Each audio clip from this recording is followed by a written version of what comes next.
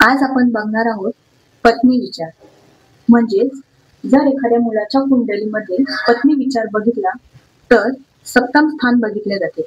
त्यातच शुक्र ग्रहाची स्थितीही बघितली जाते. ही सगळ्यात इम्पॉर्टंट असते.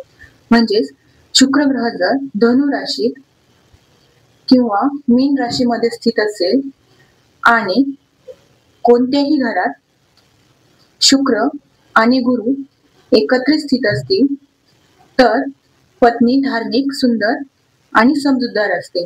तसे सप्तम स्थानामध्ये जी राशी असेल त्या ग्रहाप्रमाणे तिचं नेचरही असेल. या कुंडलीमध्ये सप्तम स्थानात कर्क राशी येते तर व्यक्ती मूड स्विंग होणारी, इमोशनल जास्त प्रमाणात असेल. जर सप्तम स्थानात मेष राशी येत असेल तर व्यक्ती रागीट आणि उग्र स्वभावाची असते.